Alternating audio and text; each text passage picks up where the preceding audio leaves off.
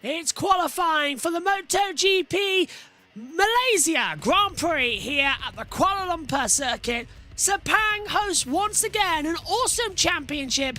Let's head down to the paddock and join Susie Perry for qualifying pre-show. Hello, welcome back. You join us in the paddock here at the Sepang International Circuit. It is hot, as you would imagine, high humidity. Michael Laverty alongside me, and so far the weekend going as we like it. Tight and cagey, Michael, in that last session. And we just saw, actually, in the break, the fact that Pecco had run out of fuel.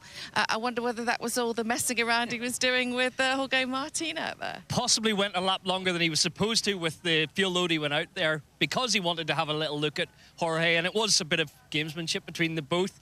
They both dropped in there, had a look at the other one. No one wanted to give too much away, but yeah, I think if one tries to play it, the other's immediately doing the same. So they're both confident. Both have said they're happy for a bit of spice here this weekend, and it looks like they're evenly matched in terms of pace. They're evenly matched in terms of their approach this weekend. Both believe that they can win, and obviously the sprint has never been Pecco's domain, but this weekend he looks ready for it. They're both fired up and need to deliver this afternoon. So, yeah, we're in for an absolute treat. Both won the same amount of sprints, I think, this year. So Pecco's kind of upped his game there. But the consistency has been with podiums for Jorge Martin, which is why he finds himself ahead. Yeah, exactly. The lower mistake count from Jorge Martin in the races is where it's really paid off for him. But I think Pecco this year, he's had to work a little bit harder to be ready on a Saturday than Jorge Martin. They're both at the top of the game. Jorge's come out firing from round one. He's adapted well to the GP24. He's put the wrongs of last year behind him. And it means that Pecco's just having to up his game a little bit more, maybe take a few more risks here and there. And it's left us with a 17-point deficit to the double world champion. So, yeah, they're both ready for this, but they're going to need someone to get in the mix. As we talked about there, the points, it isn't enough for Pecco if he just finishes second. I wonder this weekend if it could be somebody like Fabio Quartararo. New engines for Yamaha, clearly working both of them through to Q2, and Fabio Quartararo, we saw in that last session, was third fastest. So things are obviously working for Yamaha here. Let's go down to the garage and get the latest. Rachel is with boss Mayo Merigali. Mayo, congratulations. You must be smiling after that one. Fabio especially, third in that. Both riders, though, through to Q2. First time since Portimao. That's been a long time coming. Tell me about how these new engines are working. I hear Fabio's been struggling with it. Alex, it's looking good. Yeah, first of all, we are happy. Happy because also I think, we think that in Buriram could really ended up in a different way. So the trend started in Aragon and is positive. And having both riders in Q2 is very, very nice. I'm also happy for Alex that he had some difficulties, and now seeing both of them in the top 10 quite often is relieving. About the engine, okay, here we sealed the 10th engine. You know, the difference between all the engine is very, very thin. And Alex is keeping using the new one. He felt, because it's fresh, he felt a bit more of acceleration, and we could see also a little bit more of top speed. Fabio instead is still using the previous one, but in general they are feeling better and better. And also they are adjusting their, mainly Fabio, his riding style. And it's the bike is becoming a bit more friendly. We love to see that. And you've got time on your hands now in Q1. Go and put your feet up. We'll see you in Q2. Thanks, Mo. Thank you. Thanks, Rachel.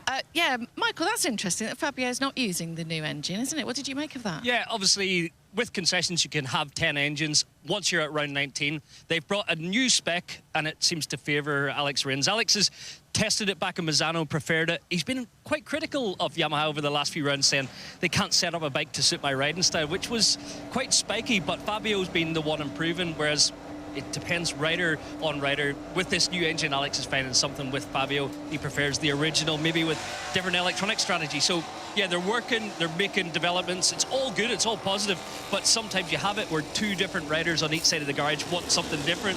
So luckily with concessions, they can actually make it work currently. Yeah, making the concessions work really well, and it's fantastic to see them both through to Q2. First time since Portimao, as Rachel mentioned. This is Q1 then, and heading that is Pedro Acosta. Brad Binder is also in here. Marco Bezzecchi. I reckon this is going to be quite a spicy one. Let's go back to the boys. Did we have a prediction from Mr. Hodgson? He can only pick two. Yeah, I think you're going to struggle with that one because, as you mentioned, only one KTM has gone through, and that's Jack Miller. So you have Acosta and Binder in this one. Marco Bezzecchi down there. Johan Zarco's been going through recently. So It's quite an interesting session. As you joined us up here in the commentary box as well for qualifying. Hello, everybody. And Megan's head's on the desk. Yeah, hang on. Go on, Megs. Hi. Are you all right? I'm sleepy. I can do. And it's because I'm hungry and a little bit sick. There's a seal bar right here. No. Welcome to qualifying, everybody, for the Malaysian Grand Prix. Can we get that camera down on the desk here and just take a look at what she's done? Megan, would you care to show the ladies and gentlemen what you've just picked up off your hand? A seal bar. There you are. Off the desk. Her head's properly on the desk, you know. It's quite funny. Okay, so we're underway for this one. So Megan's now going to eat. I suppose I'll take her off camera and go up to the main one for a second then. Can you please mute me? Yes, I'll mute you too. And she'll scoff that. Acosta, Bezzecchi, Zarco, Binder, Nakagami, Ralph Fernandez, Alicia Spargo, Marini, Augusto Fernandez, Mia, Iannone, and Salvadori. They're the riders in this one as well. Megan has done now 5 night races in a row, so her little brain is tired as it comes through. Hello. Oh, for God's sake. You've got hair all over your headset microphone. You're eating. Yeah, there you are. Oh. Right, we'll get that sorted. There you are, little monkey. Over the line then. They come in for their first lap times to start here. My prediction for this qualifying session, who's going to go through and who's not, I reckon are 2 to go through. One of them is going to be Pedro Acosta. The other is going to be Brad Binder. That's my prediction. Megan's nodding her head in agreement as well and says, wow. With, what, 3? You want what? Hang on. What? 3 bites. You've got it sorted in 3 bites. Very nice. So, Bezzecchi on soft front, medium rear tyres. You can see all of the data ahead of us up here in the commentary box right now. Are you feeling better now? A little. Good. But yeah, still looking good. SHT says, I'm also going with Acosta and Binder. I think Bez and Acosta to go through. Bezzecchi, okay. Yeah, we're watching him now. That's an interesting one. I want to know who your picks, who's going to go through in this session and who's going to have the advantage and then disadvantage of the 2 sessions. As we'll put the second camera back on because Megan likes to sit down. Bezzecchi and Binder. They're your 2. Yes. Okay. Fair dues. Oh, do you know, I'm getting sick and tired. We need a bin in this commentary box as well. We really do. That's another thing. It'd go really nice, like here. Under the desk. Yeah. Under the desk, yeah. Acosta and Bez. Imagine Nakagami finds pace. Yeah. Well, they're all in a tow together, so they're all going to come over the line one by one. Bezzecchi leads Iannone out of the last corner at turn 15. Over the line, the first times in practice for the Malaysia Grand Prix. 1:58, 6:01. Beaten by Acosta. 1:58, 1:42. Zarco. Aleix goes top. Binder goes top. Binder and Aleix having pace now. Nakagami's the slowest at 2 minutes, by the way. Not a surprise. Lorenzo Salvador is 11th. Nakagami's now last on that pace. Mia's gone up. Ralph Fernandez went 7th on that one as well. So after the first runs, As Bagnaia back in the pit lane, he's got the bike back. Apparently he ran out of fuel, as Hodgson said as well on the board. So, it's Binder and Aleix Espargaro, currently the 2 for Q2. After that, you've got Acosta, Zarco, Bezzecchi, Iannone, Raul Fernandez, Marini, Augusto Fernandez, Mia, Salvadori and Nakagami in last position as well. Iannone getting out of it now on the inside line, but Maniac is up in 6th position. One of my only times of the year I get to say Maniac and actually mean it. Because his name is Maniac Joe. Andrea Iannone. Why are you dancing? You cold now? I don't know. Do you want me to put the heater back on? I'll just start sneezing. Yeah, me too. It's not actually that bad, is it? No. There is a hoodie if you want it. It's directly behind you. I know. That you can pop on if you're cold. I know. Or there's a nice leather jacket there as well. I know. Found There's 'em. options. There are options, yes. Over the line then. We need a second webcam. Because the camera you've got here, this is coming off the MacBook, but we lose a monitor for it. So We do? Yeah, and we need that monitor. And if we had a second camera for Formula 1, it would make a lot of difference. Say put it there, or put it there and angle down. Bezzecchi, 157.974, or one there. I don't know. I don't know, whichever one would be most flattering camera angle wise. For you? Yes. I'm the one who sits down. Yeah, one. Hey, you get that one! Yeah, but it's fine in Formula 1. It's just for some reason in MotoGP it doesn't work. Bezzecchi twitched coming into turn 15. He's gone fastest on a 157.974. Acosta's second. He had a much better intro line, but there's 38 thousandths between the two. Look at that! Acosta nearly dropped it. That's what the negative camber is. You can see how high it is on the curb at the corner. Clicks. Gone. I feel like there was a lot of downforce there. Like him being pulled down. I wish I had a whiteboard behind me where I can get a pen and explain what negative camber is. I tried my best yesterday with my iPhone and the block to try and explain it. Can you try with a piece of paper? Have we got a piece of paper? Snow. A ghost. Right, hang on a minute. Can I do? Let me do some drawings here, and we'll see. Let me. What is it? It's a hairpin, isn't it?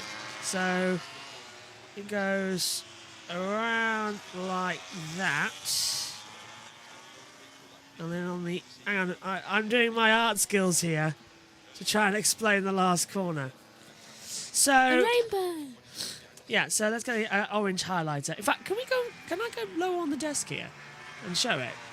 Oh, I can. Haha! Excellent. So while we're in the middle of the session, let's go low. Okay, so negative. There's my iPad with my nose on it. So there's the last corner. Can you see it all? I think you can. Yes. So negative camber. The inside here at turn 15 that has an incline. So that, if I get my pens here, so this is turn 15, right? So this has an incline. So it's an up battle. So the inside of the circuit is actually raised up more. So in Formula 1, we'll use this. The usual racing line will be to come in wide, hit the main apex here, and then widely go out at the exit. So that's the main line there for the last corner apex. That's the usual one. But because of that incline, it's actually that the circuit's higher up. So if I got another highlighter somewhere, there's another pen somewhere over there, underneath the stuff. Somewhere. Yeah, there's a pencil case somewhere. Yeah. It's over. It's behind me. Here it is. So let's get the purple one in. So what they having to do? Can we move Pink. that? Yeah. Can we move that out of the way? Yeah, F1 nest. Just put that here for a second. So what MotoGP has to do is, because they've got that negative camber on the inside line, which is higher up. So that corner is actually higher. It's raised more. I'll explain that in a second. So what they have to do is they take the same line in as Formula 1. So I'll go here. They take the same line in, but they have to go wide mid-corner and pick up the apex much harder. So the purple line is the MotoGP line. They have to go wide and avoid the apex more and taken a wider line. So their apex is actually midway through out here. And that's all because this part of the circuit, have I got a blue one here? God, it's like art, I've got green will do. It's like an arts craft session. That's all because this part of the section here, I'll highlight it for you. This is all raised up. So this entire section here, it is like a rainbow now. So that entire section in green, it's raised up to an angle. So whereas in Formula 1, which is in the orange, can take the normal racing line in, MotoGP in the purple has to go way out wide in order to keep the traction, as Zarco's got a problem on his bike at exit turn 2. But that's because the incline is raised. So that's why they have to miss it. So there you go. There's arts and crafts with JB Motorsport. That's how positive and negative camber works. But that yellow flag, Megan, is going to really interfere everybody down the first corner. So there you go. Yes, negative and positive crafts. We've learned something. We've learned something, yeah. With highlighters. Yes. And paper. Oh, well, I wish I had a whiteboard, actually. But, yeah. You do. So, No, big whiteboard that I can just display it on.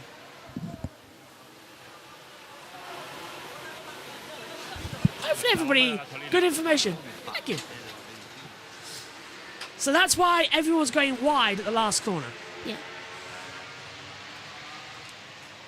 I tried to explain it yesterday with an iPhone tilted to show the lean angle differential and putting the block up, but it wasn't that well explained. So to actually get to draw it on paper, actually, thinking about it, I don't think that's a bad turn 15. How it looks now, is it? That's quite good. It is a good turn 15. Shall we turn the heat on just a little bit? If you want to turn the heat on, you can turn the heat on. Just a little Actually, bit. what that's done is, it's perfectly filled the gap in the qualifying session where we usually talk about rubbish. Yeah. So we've actually done something sporting for once if you're a regular here. On to the last lap times then. Marco Bezzecchi is towing Andrea Iannone towards the first corner. He's got it in nicely. He'll pull out the exit as well into turns 2 and 3. And here comes Aleix Espargaro. He's got out on bike 2, Megan. And he was complaining that the front end wasn't right on bike 1. Well, he must be trying both of them. I mean, there is a chance of rain, so he might just be thinking, okay, well, See which since that one's giving me problems, hopefully this one won't. And change that second bike to a wet bike. Yeah. Yeah. So he's gone out on the spare. Which would create the mixed lot. Yeah, and it kind of makes more sense to be fair to do so. Bezzecchi's up by 54 thousandths of a second. Acosta as well by 20 thousandths of a second. Just don't expect me to explain the Ducati rear ride height device in drawing because I'm not that good at drawing. Again, this is why I want like a big touch screen or a whiteboard, something where we can have data on behind us. What? I am. Basically, you push it down and hope for the best.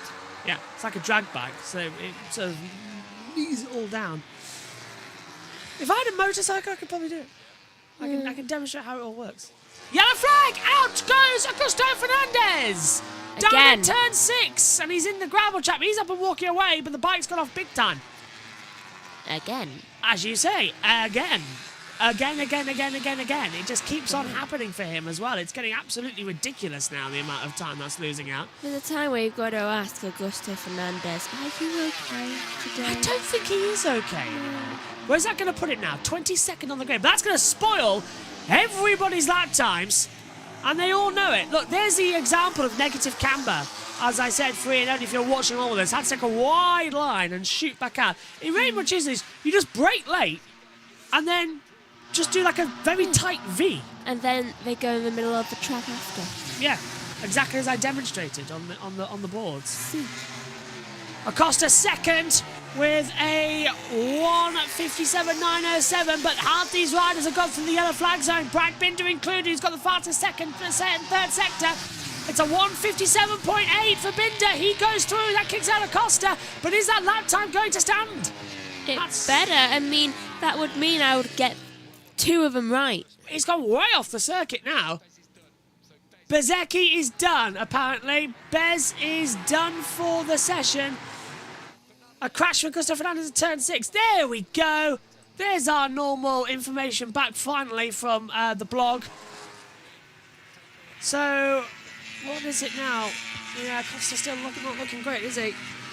No, He's not up that by much. 2 tenths. Now he's down by 10,000. He had a lot of problems there. Ralph Fernandez not improving either. So now they're all losing time. 10 seconds to go in qualifying number 1. Gonna kick out Bezzecchi, it looks like. Yeah, that's not fair. So look at Nakagami. He is finding pace. Somehow, and that worries me. 68 thousandths off of Binder's time as the flag comes out. That's going to put him ahead of Bezzecchi by 1,000th. Jeez. Binder's 48 thousandths off. They're all finding pace together. These are your last laps in qualifying here in Malaysia. Iannone looks like he's going to secure 6th position as they come over the line. This is the big one. Down out of turn 14. The long back straightaway as well. Into turn 15. The negative camber effect. You've got to watch out for it. Don't drop it on the inside line. How much do you take him in as well? Acosta was very aggressive in that corner as well. He was on the negative camber. Is he going to find the time across the line? Second place, 157.839. Zarco's looking good as well. Where's he? Yeah, first 2 sectors are great. Might not be enough for Acosta. Nakagami goes 8th. Marco Bezzecchi goes 3rd. Ralph Fernandez is 4th. Iannone is 6th. Mia 10th. So it's all down to Zarco. He might kick out Acosta here. Binder's through. We know that. Acosta might just change it. Even Iannone. Sorry. Even Aleix Espargaro's looking interesting here. Are LCR Honda about to make it through? Hands in mouth. Simply. Over the line. Zarco's done it at 157.635. A 10th and a half faster than Binder. Amazing lap time for the Castrol Honda LCR. Don't think he can even believe it. I don't think anybody can believe it as well. Fantastic time. Well, at least I got one of them right. Yeah. So it's Zarco and Binder. Well, we've both got one each. Go through. Acosta misses out in 3rd. He'll start 13th. Bezzecchi 14th.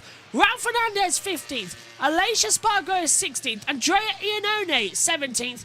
Takiki Nakagami's 18th. Luca Marini 19th. Juan Mia in 20th. 21st on the board for Augusto Fernandez. And 22nd for Lorenzo Salvadori. Zarco across the line and goes P1. Zarco tops. He is through every single time. Zarco is the sleeper in this group. He does seem to do it as well. Everybody's saying Zarco. Chirac as well going through. David Munoz apparently has got a penalty as well. Brad, we wish... Well, I can't read that was actually quickly. But yeah. So it was like exchange hat or sunglasses. Yeah. Go for it. What a session that was. It's a 157.635. Getting close to the record set of Binder. Of Bagnaia, which is a 157.4591 that was set last year in qualifying. Let's take a look at Zarco, actually. Very dedicated to him. That's at the turn 15, that negative camber. You can see how much it rises up towards the apex of the corner. Yeah. Down to Susie in the pit lane. As there are 2 to go through. If you did, nice one. But a little bit of a surprise. And even Brad Binder actually putting in a hot lap on a Saturday. Strong for Brad because normally it's Pedro who gets through to Q2 and Brad struggles a little. He had everything on the move, full commitment into the last corner. It was crash or make it through, and he made it through today, but no one had Zarco top in the session. He just... He's really stepped it up over the last 5-6 races. There's been improvements from Honda at the Misano test, but he's continued to push the envelope a little bit to really lead the development. And he's enjoying the bike. There are a lot of green shoots for Honda overall, but Zarco's smiling, and he's been in Q2, I think, the last 3 or 4 races in a row. So, yeah, really strong for him and the LCR team.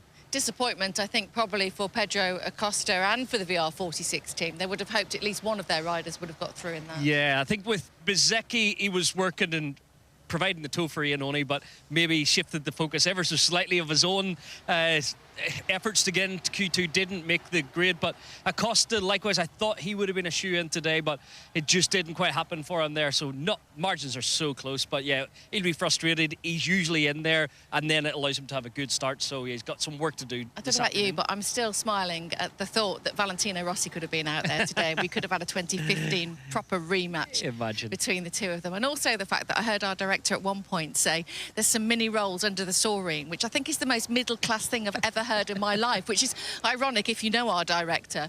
But smiles all around here in Malaysia then. And so those two going through, any advantage? Do you feel that they've got the feel of the track, or do you think everybody knows this track so well? Yeah, they've all come off the free practice session, so I think the battle's on for pole with the Ducati duo, the championship contenders. They both look like they want it.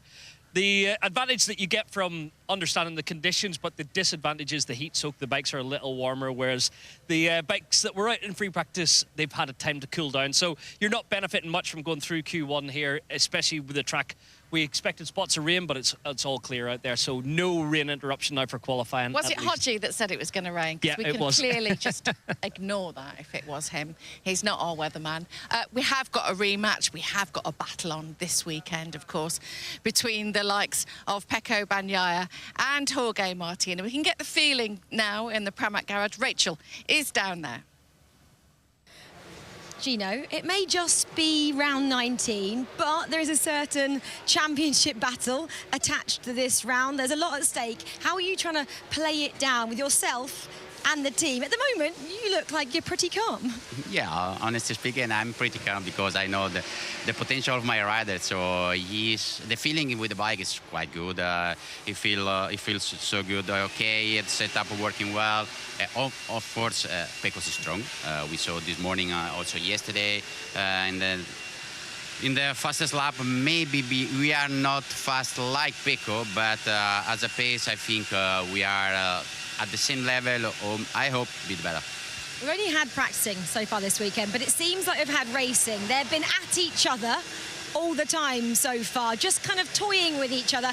How are you trying to get Jorge maybe to calm down and not really get drawn into what Pecco's trying to make him do?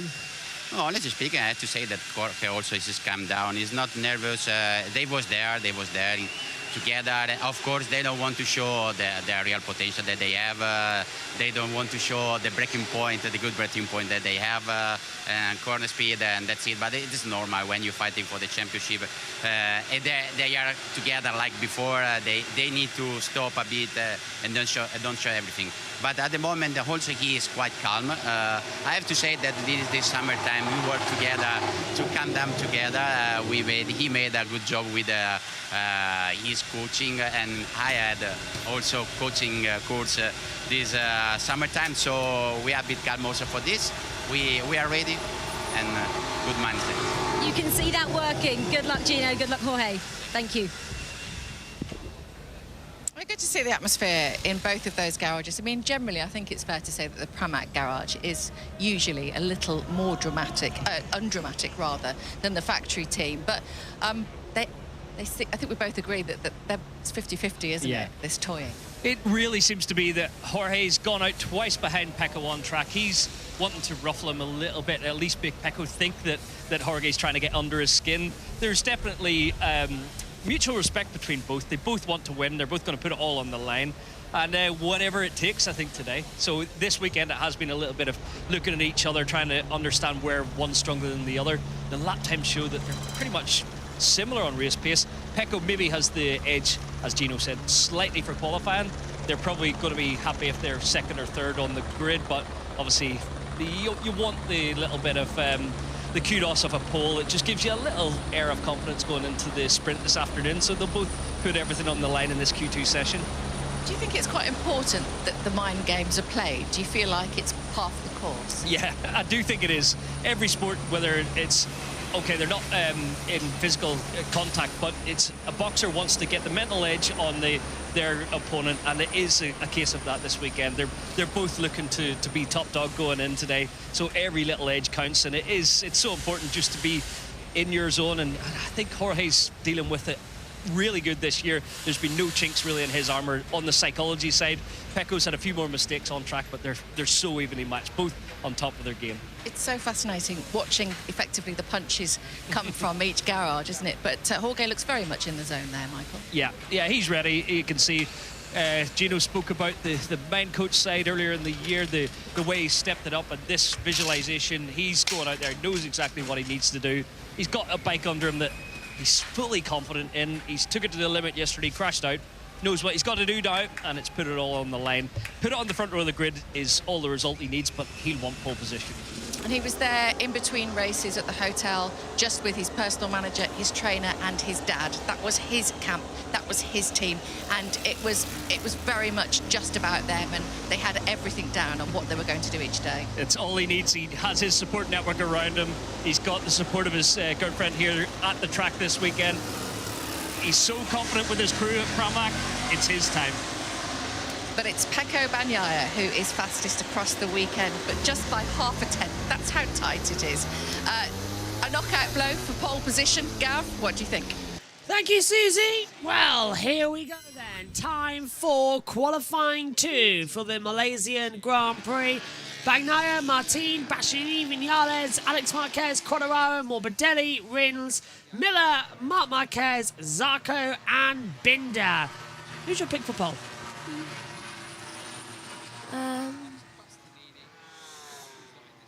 Megan's had her head on the desk, by the way, in between the sessions. I did take a photo. Bagnaia, did you? Yes, I'll show you. Go on. Bagnaia. Bagnaia for pole. Well, he's had four poles this year, so not entirely unlikely. May I show that to the camera? No. It's not good angle. For God's sake. Nothing is good angle. You literally slumped in a chair with only your head visible. I think you're fine. Oh my God, the bikes have exploded. No, nothing. She's completely asleep. She's gone for it. Let me know in the chat what you're going for pole position. That's 3 of the last 5 race weekends, and back-to-back in these last 2 weekends. Zarco gets his LCR Honda into Q2. He's doing amazingly well as well. Everyone going for Fabio Quadraro as well. A GP 24 1 2 3 4 in my predictions as well. Pecco for poles. I reckon it'll be Pecco, followed by Bastianini, then Martin, Alex Marquez, and then Marc Marquez brings up in 4th. But we could see what's going to happen as well. I have a feeling Pecco will be on pole. What if Rins gets pole? That would be insane. Oh, hello! Marc Marquez going to try and break on the inside. Bagnaia had the inside line. Marquez goes up into 2nd.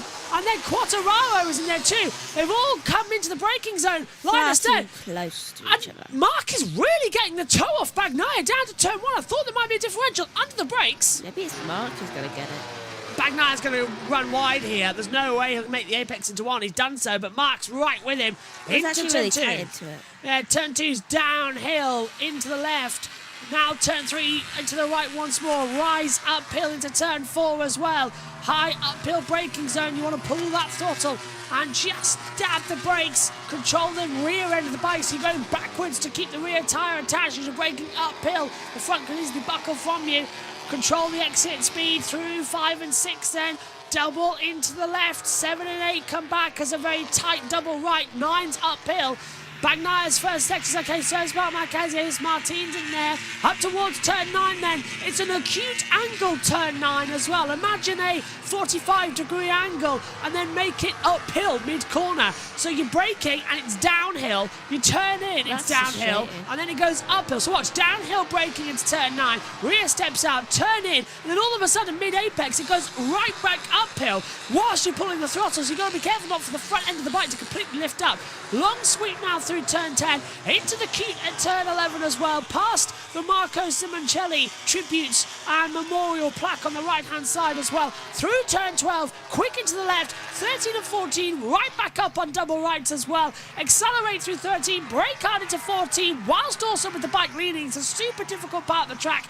Open up the throttle, downhill towards turn 15, it's a long straightaway past the support pit lane, right back on the brakes into that acute angle that I was on about earlier on as well. Brake hard, go straight, sort of turn mid-apex, and then straight line at the exit of 15. Pull that throttle back up towards the line, accelerate out of it, and the first lap time's on the board. Bagnaia's a 1:57.191 already. That's beaten last year's pole time of 1:57.491. That was set by him with 3/10 faster. But Martin has blown it away, a 1:56.996, the fastest ever lap here at Kuala Lumpur from Jorge Martin. Bagnaia second, Bastianini third, Marc Marquez fourth. So it is a GP 24 1 2 3 with Marc in fourth. Only difference is Martin has put it on pole. Well, that was surprising. Also, one of those corners is like acute into obtuse. Yes. Is that 9? So one you said was an acute angle. 9. Yeah. And then it goes into an obtuse. It really is sort of like, There's that one. It's a mathematical nightmare. That's what this circuit is. Sepang is mad on the layout. Into the braking zone. We're watching Martin right now, who's already a tenth faster.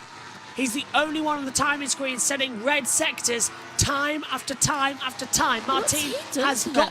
Hey, I don't know. He was okay in practice too, wasn't he? But right now, he has accelerated to oblivion. He has got pace, he's got data, he's got time, and it is coming into him. The guy who's 17 points in the championship is looking well. Iceman says both Yamahas and Zarka in Q2. Wow, yeah, how's it ahead? That's been the surprise. Bagnai will be determined to beat it. Call me crazy, but I think Jack Miller will do well at Pramac. Maybe not as well as Oliveira, but I think Miller will hold his own. I'm agreeing with you there, actually, as well. It seemed to me that he would hold his own between the two. Just quickly about Jorge Martin at the moment on the 89 bike. If he does get pole position, it will be his 21st pole position in MotoGP. That's how insane it is. Out of the last corner, over the line now. Second lap times coming apiece. Bagnai's at 1:57.080. Martin's going to blow it away. It's a 1:56.553. We're nearly a second faster than the qualifying time last year. And this is on a GP24 bike as well, remember, for Martin. All of a sudden, he has got time and pace. He's half a second away to Bagnai. Fantastic. It is very impressive. There are 8 minutes and 30 seconds left of this qualifying too. We are 0.938 tenths, so 9 tenths faster. It's almost a second. Yeah, but I reckon we will go below a second. I reckon it'll be faster than last year's as well, compared to the two. It's looking unbelievable here. Yeah, what we need here is a webcam that's slightly higher up than the MacBook. And then looking down, so that we're both in shot. This is so I reckon this here. Yeah. Around about. This is weirdly comfortable. Megan's comfortable. You comfortable? Yeah. Well, we're in now where everyone's going to dive back into the pit lane for a few minutes and get their changeover of sessions. No points for pole, but points in the Tissot sprint coming up, and that's going to be the big one. Well, in 7.5 minutes, you can go back to bed. Woohoo! For 3 hours. Better than nothing. 4:30, 5:30, 6:30, yeah. I don't think I managed to get to sleep until like an hour before this session. Oh, I did ask you when did you go to sleep? I wasn't sure, yeah, and I'm remembering seeing times. I went to bed at 9 and I woke up at 11:20. I asked for a glass of lemonade because I wasn't feeling too good. Flat lemonade I was going to print out, which is actually great for you if you've got a bad stomach, which is what I had. Flat lemonade is great for you. I think I might have a bit of Lucasade actually. You do? I think that's an idea. I should have asked for that actually. In they come then, the 15 riders all into the pit lane. Yeah, I think I fell asleep at 1. Or just before that. Do you see that iPad? That's Yeah. the one I want. I want the big iPad so I can have my notes on that instead. Yeah. And then just print out the printout stuff Yeah. as my notes. So yeah, because I have well, at the moment our printer's not working, which is why I'm having to use my iPad for notes. Because the printer has decided it's gone cuckoo. Like everything else, well, like everyone in our family, it's just had enough of certain things. Do you know, I've had enough of not getting enough sleep. I actually might not go back to bed after the sprint race. I might go in the bath and get some work done. Well, as long as I can go to the toilet before you go in the bath, go ahead. Why don't you go in directly after we finish the sprint race then? Like on your way back to bed. Oh, yeah. because you have to go up the stairs, and our bathroom is directly up the stairs. I know. It's a beeline for anybody who wants to go straight there. It's fantastic. And then I'll just go to bed. I think from where I'm standing right now, I am 15 seconds away from the bathroom. Yeah. Because it takes less than 10 seconds to get from upstairs to the dining room. For you. So average another 5 seconds here. Although getting past you could take 2-3 seconds. So I reckon I'm about 20 seconds away from the bathroom. What if I ask you to say a password? Kappa Draconis. Fortuna Major. You're not going to get away with... Yeah, I'm moving that before you damage the other lead. Eat slugs. Bippity boppity boo. That's not a real spell. Have it again! Back to the action, shall we? Because they've all come back on the circuit now. So far, Mark is comparable. It's compromised the chance of the GP24s to get a 1, 2, 3, 4. Yeah. Come to think of it, Ron's like kind of saying eat slugs. It's like, I'm sorry, but where is the magical language in that sentence? Don't ask me. And also, remember, Marc Marquez is on a GP23 bike and Franco Morbidelli is on a GP23 bike. Morbidelli's not on a GP24 bike. We must remember that. Martin is on a GP24 bike. Bagnaya's on a GP24 bike. Bastianini's on a 24 bike. But Morbidelli, who's the teammate to Martin, he's actually on a 2023 bike, not a 2024 bike. Yeah. So just a thing there. Yeah. So yeah, that's the case. Surprise, Alex is struggling. Alex was better than Mark at Sepang. He was. Alex won last year, and Alex won the championship here in Moto 2 by winning the race here. Mark has never really got along with Malaysia that well. He had a kicking time here in 2015. Valet, off the bike. It's like you raced him more. It was literally that case. It was unbelievable. Lost my magic. Well, actually, 2015 was actually the year I didn't commentate on all the MotoGP races live. Did quite a lot delayed because we had so many problems that year. Do you remember? Yeah. So yeah, didn't do all those live. Malaysia and Valencia were one of the few I did. Rectified that. Since then, actually, the only race we've done this year that we had to do delayed was Spain. Because I wasn't here. I was at Donington got massively delayed for touring cars, and touring cars took priority. Into that braking zone then. Bagnaia is challenging back to Jorge Martin. Now Martin ran deep at turn number 1, so he's abandoned this lap time. But Pecco Bagnaia, 24.064 first sector. Okay in the second sector, 45,000 is the difference between them. But right now, he's fastest in the third sector as well by 59,000. So Bagnaia still might take this position, Megan, for pole. Yeah. Could be. There's your pick a pole anyway, as the helicopter camera goes in. Yeah. Go, Pecco. For some reason, I'm not quite sure anymore. Yeah, Iceman, I agree with you. I cringed too about 2015 with that Rossi moment. Is it another pole for Pecco Bagnaia? Is he fighting back in the championship? Yes! Woohoo! He gained 2/10 in the last sector and a little nod of approval there. It's Really? a 156.337, 23rd pole position in MotoGP coming up for Bagnaia. 30th pole overall, yeah. Morbidelli goes up into 4th. So that's now put him behind Marc Marquez. Alex Marquez goes 3rd. Alex now, well, I tell you what. Yeah, Julian, you've just sort of been given a help out there. He's gone up there massively. Martin's on another lap. So, someone's down the last corner. I can hear a yellow flag crack. Jack there Miller it is. goes 7th. And Bastianini has crashed out the last corner. At turn 15, it's that negative camber I was telling you about. And he was doing so well. And that's going to spoil everybody else's lap time. Martin included. Martin's in turn 8 now. Well, we've got a Aprilia Vinales coming down towards 15. So if they can get that clear, it won't affect. But Vinales isn't on a push lap. Vinales is not on a push lap, and they've got it clear now. It won't affect anybody. That's good news. I was worried it might cost a session here.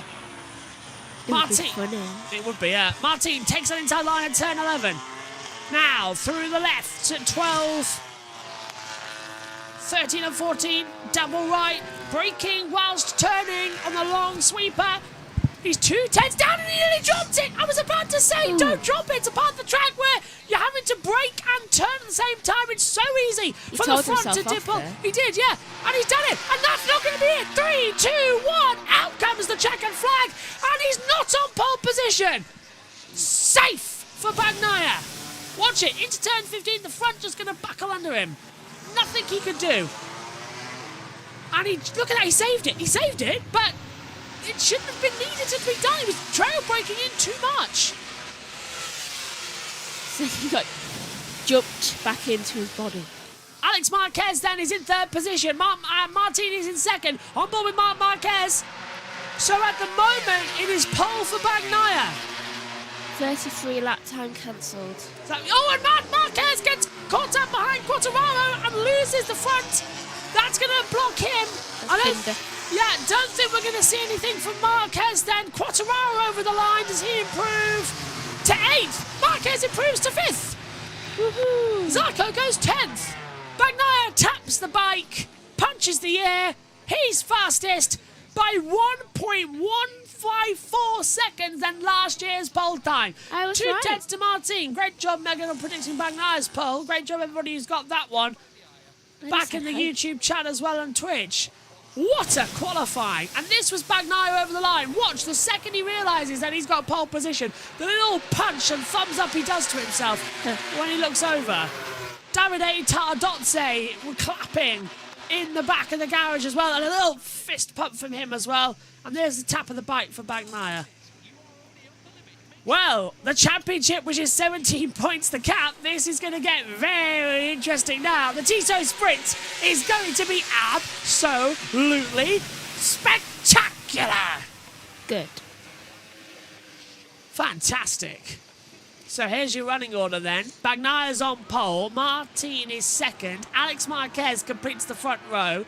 Row 2, Morbidelli, Marc Marquez and Bastianini. Row 3, Jack Miller, Quartararo, Alex Rins. Row 4, Binder, Zarco, Vinales. Bagnaia bringing it back by 2 tenths. 1 second you think it's going Martin's way, the next Bagnaia. It sums up the entire season, doesn't it, Megs? It does. It's anyone's game still.